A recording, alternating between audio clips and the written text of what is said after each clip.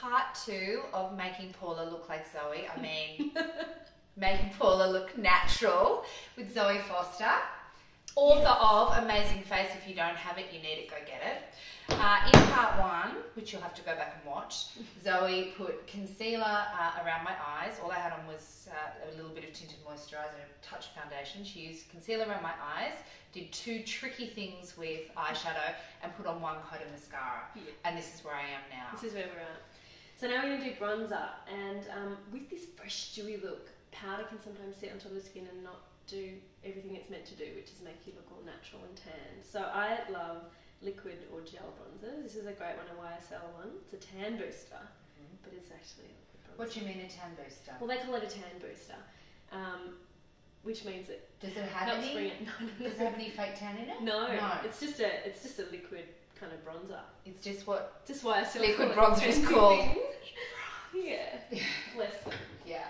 The trick is to use it with a powder blush brush, and that was where I was going wrong, because I was putting it on with my fingers, and then fingers are great, but sometimes it's a hard one to explain because it's a bit jarring to be using something meant for powder. So that's liquid, and this is for powder, but we're gonna do it. Do it. Bring it. So you just put a little bit on your brush. I remember being taught this and thinking it was outrageous. So we're just going to do a little bit. Now this, I can't see really, but yeah, we're just doing that normal 3 shape. Hang on, people don't understand the 3 shape. Oh. I only learned about the 3 shape from the book. I must have been a really crap beauty editor, but I only learned about it recently. But show them the 3 shape. So yeah, you just do 3 like that, getting lighter as you go. I'm coming in quite heavy there, not heavy, but more than up here and there. Start off light in the hairline to here, down to here, and blend it out. See that? 3 on your chin. So, I mean, it was quite revolutionary when I learnt it, because I think that you can, it's really just human nature to get one of these brushes in your hand and just go like that. Yeah. And then before you know it, you have to colour everything in because you've got too much in the wrong space. But if you think about literally your hairline is the back of the 3, and your forehead is one bit, your cheekbone is one, and your chin is the other. It's really quite amazing. And take it down the neck, please, for the love of lima beans, because we need it to match. And if we're doing all this bronzy work up here, it needs to go right down. And this is good because we're in the middle of winter, and I've got no fake tan on. I'm as white as I get, so I'm about to just be sun-kissed. Let's just see how that's actually done. It will sink in. Like sometimes you look at it initially and go, that's nuts, I look way too tan. But it will sink in. It's a liquid. That's not usually something I say. I'm like, hell yes, I look like Beyonce, is what I say.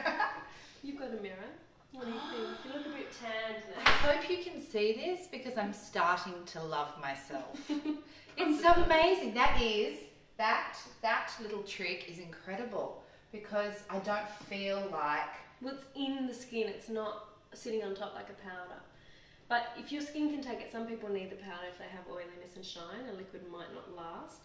And sometimes if you want to set that, you can just do a normal, get your powder bronzer afterwards and just very lightly go over the top. You didn't use much, Zoe. You used no, like... tiny bit. Look, I've still got half of it there.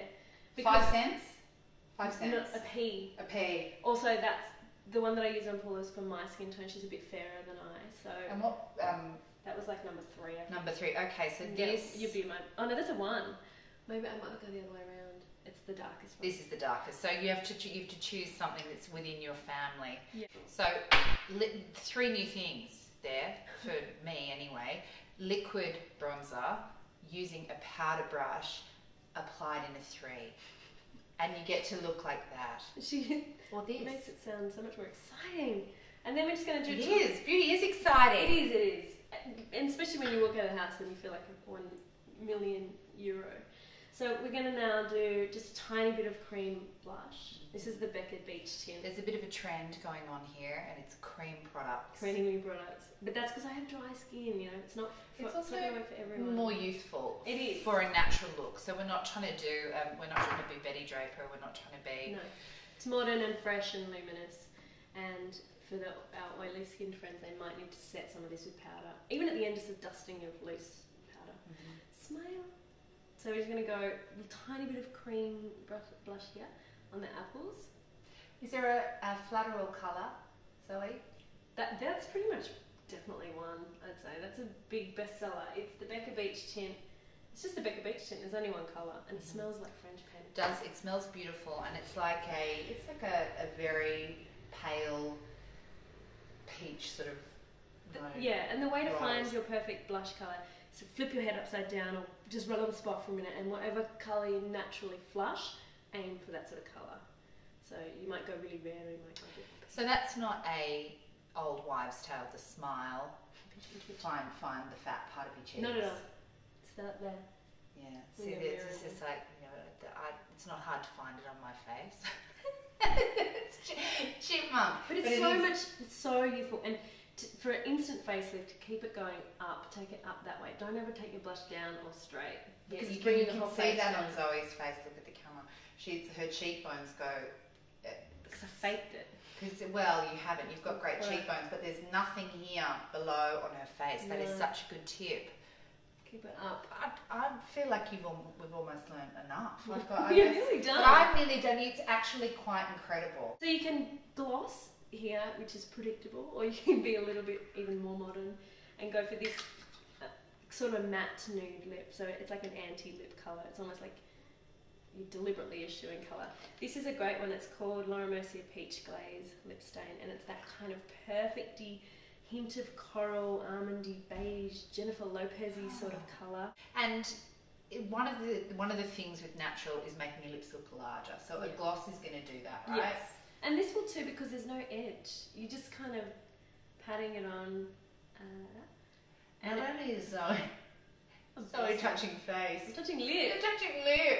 I've become a makeup artist. My I do lip. my friends' makeup, but not on film. Yeah, it's just meant to look like you chomped on your lips a bit, or you're being passionate. Okay, this is totally different. You can't see Yeah, you it probably probably as can't well as see I it. can see it. But it's matte. So I'm used to wearing almost a vinyl high shine gloss. And this is... It's like your lips, but a bit better. Yes. It is like my lips, but a bit better. That's incredible. And it will last longer than gloss, because gloss eats away pretty quickly. You can put gloss on top, which is what I've done, because I thought I needed some dazzle for the camera. But that's when she also does a red one. She does a few different colours, but that's great. Good fun. Zoe Foster, you blow my mind.